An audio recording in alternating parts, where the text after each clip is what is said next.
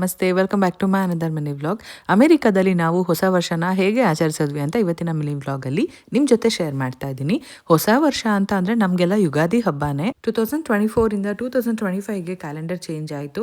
So ಈ new ಇಯರ್ನ ನಾವೆಲ್ಲರೂ ಸೇರಿ ಸೆಲೆಬ್ರೇಟ್ ಮಾಡ್ತಾ ಇದ್ದೀವಿ. ಈ ಸೆಲೆಬ್ರೇಷನ್ಗೆ ಇನ್ನೊಂದು ಕಾರಣ ಕೂಡ ಇದೆ.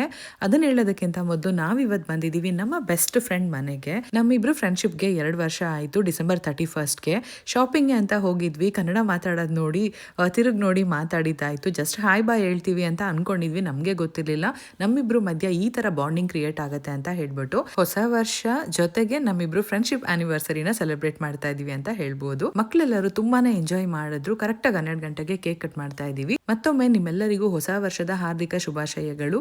ಕೇಕ್ ಕಟಿಂಗ್ ಮಾಡಿದ್ದೆಲ್ಲ ಆಯ್ತು, ಭರ್ಜರಿ ಭೋಜನ ಕೂಡ ಆಯ್ತು. ಭಾಗ್ಯ ತುಂಬಾ ಚೆನ್ನಾಗಿ ಅಡ್ಗೆ ಮಾಡಿದ್ರು. ನೋಡಿದ್ರಿ ವೆರೈಟೀಸ್ ಕೂಡ. ಇದು ನಮ್ಮ ಬೆಸ್ಟ್ ನ್ಯೂ ಇಯರ್ ಸೆಲೆಬ್ರೇಷನ್ ಅಂತ ಹೇಳ್ಬೋದು. ಹಸ್ಬೆಂಡ್ ವಿಶ್ ಮಾಡ್ತಿದ್ದಾರೆ ಈ ವರ್ಷನಾದ್ರೂ ಯೂಟ್ಯೂಬ್ ಕ್ಲಿಕ್ ಆಗಲಿ ಅಂತ. ಸೊ ಅದಕ್ಕೆ ನಗ್ತಾ ಇದ್ದೆ. ಇದ್ರ ಜೊತೆಗೆ ನಮ್ಮ ಕನ್ನಡ ಸಾಂಗ್ಸ್ ಹಾಕೊಂಡು ಸಖತ್ತಾಗಿ ಡ್ಯಾನ್ಸ್ ಮಾಡಿದ್ದಾರೆ.